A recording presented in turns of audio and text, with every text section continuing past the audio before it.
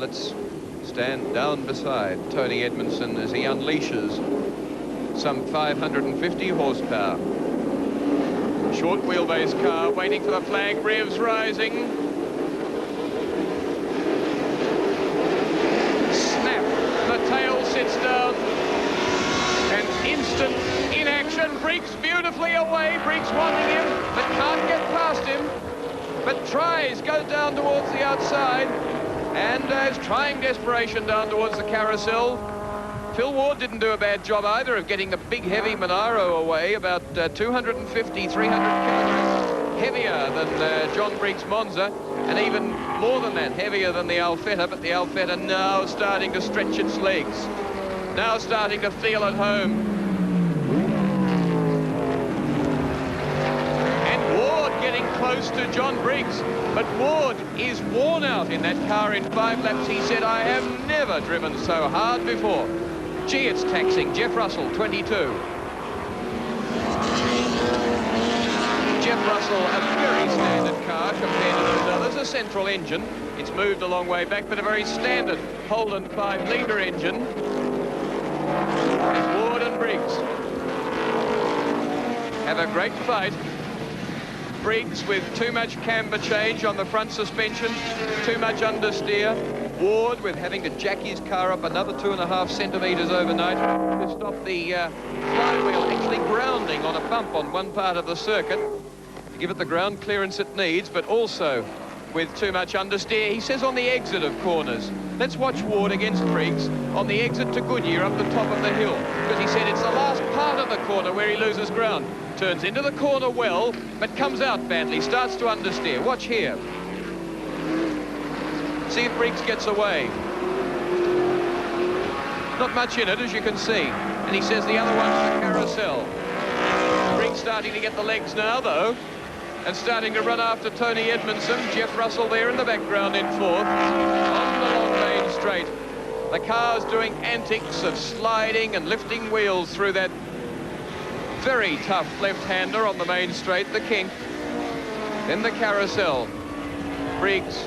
Ward, yes, see the gap that's filled up there now on Phil Ward. 31 years old chap who started in a Ford Anglia, won his first race at a Warwick Farm Club meeting years ago.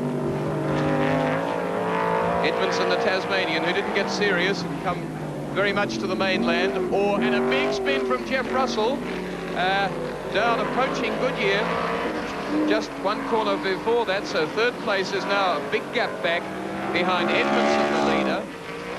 2nd place Briggs, 3rd place Ward. Jeff Russell's had a big lose, and it's a long gap back now to Tony Parkinson, followed by John White, and then John English, and then Ian Corness. And they are not far apart, actually.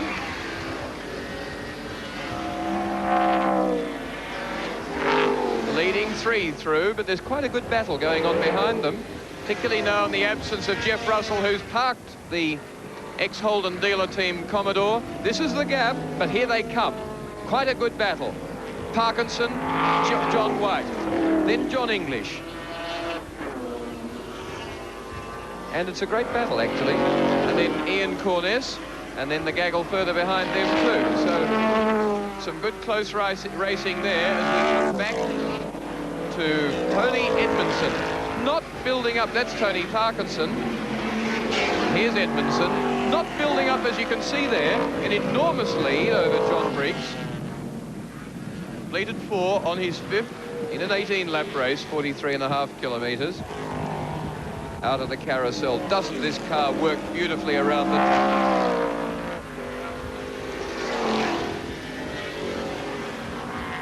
The hard part about motor racing is the last second or second and a half of your best time, where you have to commit yourself, boots and all. And if you get the commitment right, it's absolute magic, and if you get it wrong, it's disaster. Here's a man with the commitment on all the way, and he gets it right. Behind him, Briggs. There. Not much of a gap. Now lengthening to 2 seconds. Then Phil Ward.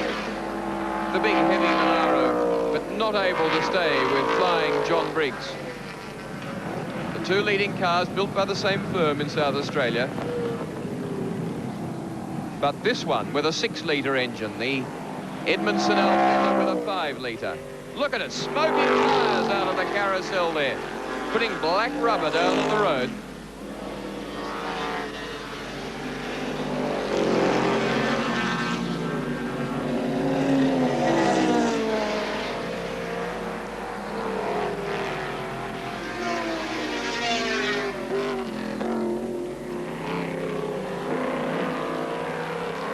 Goodyear corner.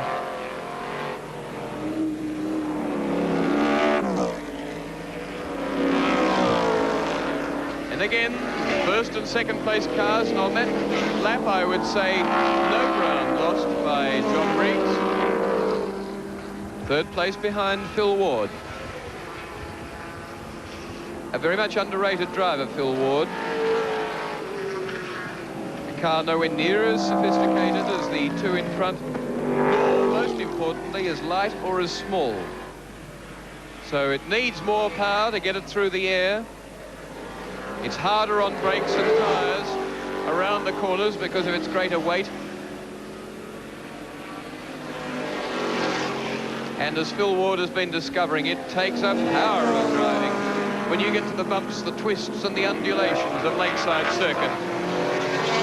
And 5 laps to do Phil Ward just fine. But 18 he finds extremely exhausting.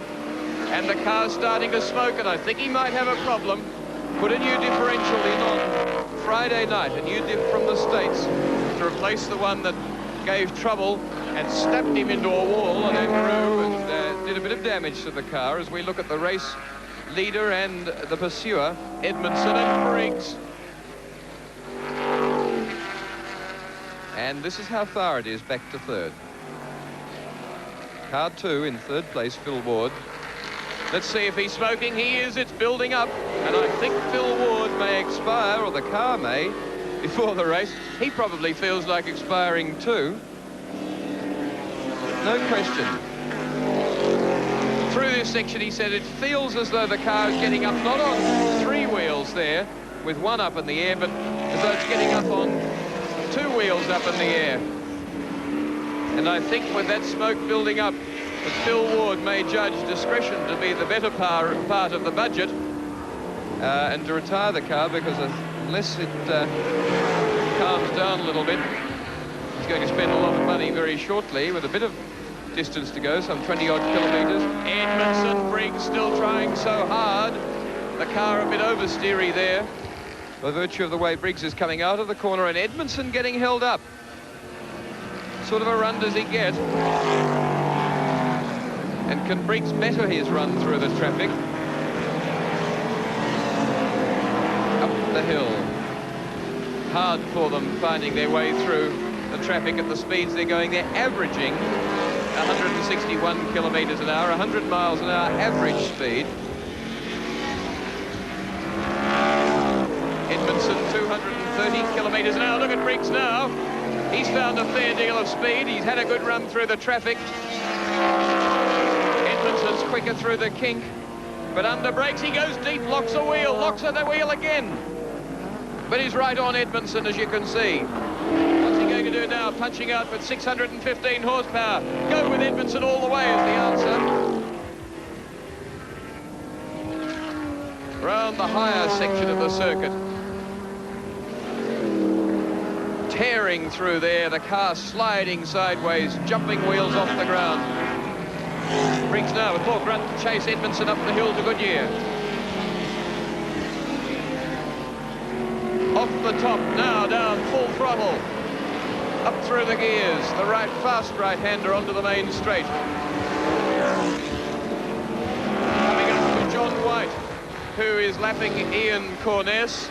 And they will both encounter them down near the braking area, John White and Corness. Could be a hindrance.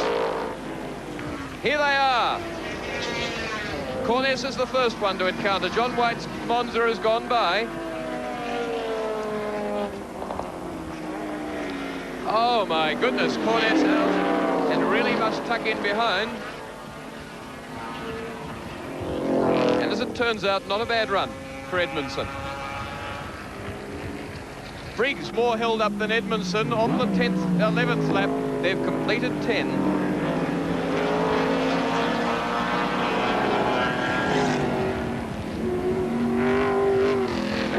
So Briggs lost out of that melee in the traffic there. That's awe-inspiring stuff for a driver, finding your way through those. And the last thing you're going to do is lift your foot.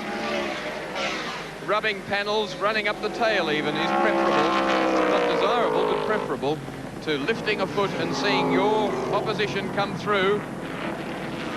Well, Briggs starting to live dangerously, starting to build up some flat spots and some isolated heat spots on the tyres, new tyres from Adelaide last night. Hobart man Edmondson, though, holding off the South Australian.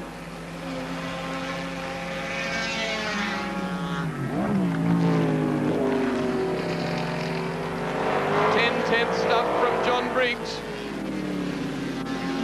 Edmondson disappointed, funnily, that Alan Grice couldn't start, because he likes racing against Grice. He says he's very steady in these cars. You can race within centimetres of him, and he knows the dangers and runs sensibly.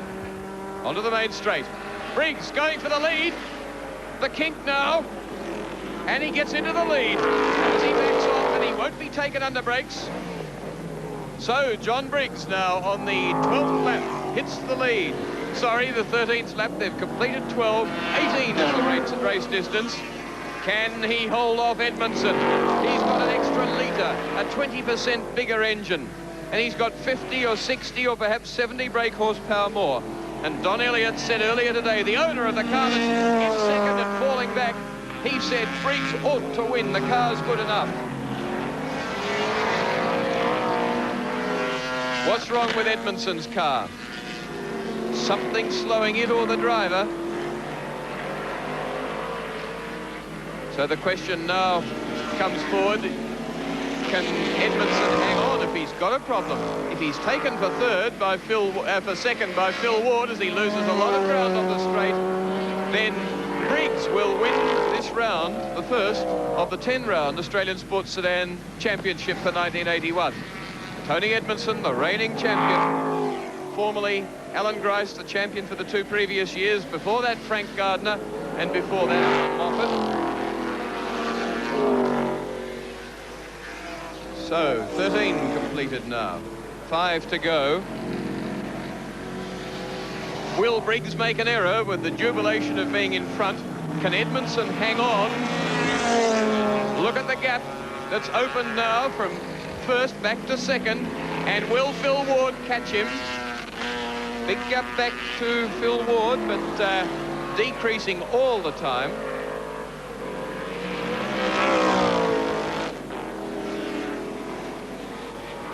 We'll give you the gap on the stopwatch in just a moment as we look on the main straight at Briggs disappearing, Edmondson in the distance, and Phil Ward appearing 8 seconds in arrears to Tony Edmondson.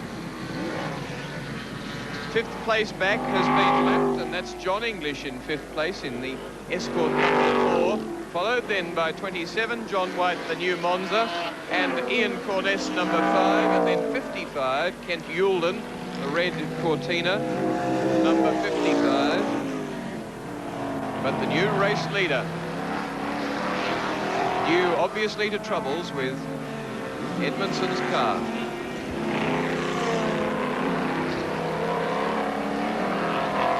Edmondson now up at Goodyear as Briggs comes down onto the main straight, and the gap back to Phil Ward, who in turn has his own problem and has made no ground, and that's only because Phil Ward's car is giving him trouble. So the Sports Sedans giving real problems. The only one today that hasn't had much trouble, I was going to say no trouble, but John Briggs in the first race had his backside burnt. There is the exhaust pipe on the left-hand side of the car, because it's a left-hand drive car, very close to the floor, and even through an asbestos heat shield, burnt through the shield, blackened the asbestos, and into his backside, and when I last saw him in the pit area, was sitting on blocks of ice. And John Briggs wasn't kidding. He really did burn his backside. They couldn't move the exhaust down any lower, so they had some more asbestos to put more insulation between the floor of the car and himself.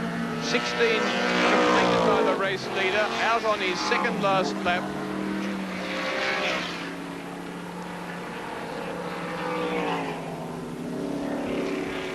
And Edmondson stopping before the hill. Edmondson not going to finish.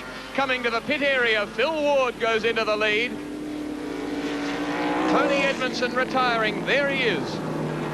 So John Briggs, if he can finish, will win this round of the Sports Sedan Championship, as Phil Ward, holding on grimly also to an ailing motor car, limps by, and Tony Edmondson drives back out onto the circuit again.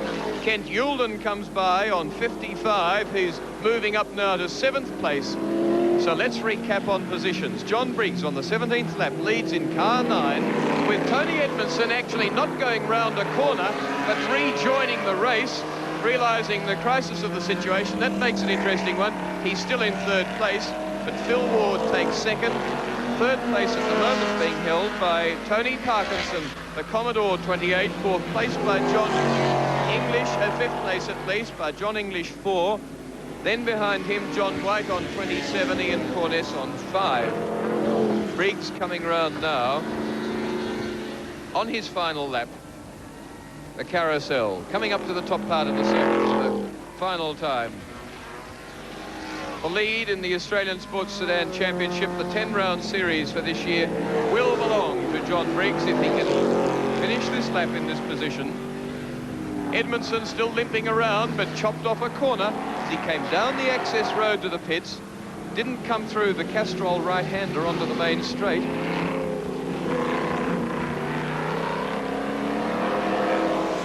He's got a flat tyre, Tony Edmondson, that's the problem. So running round on the rim of the car, creeping round Goodyear painfully as Briggs comes to the checkered flag. He is left rear. And going by him is John English. So that drops him another couple of places. Parkinson's gone by him now. Parkinson finishes 3rd behind Phil Ward in 2nd. Then John English finishes 4th. Now comes John White to take 5th in 27. Going past this limping Alfetta. Ian Corness might grab him before the checkered flag. He might not take 6th.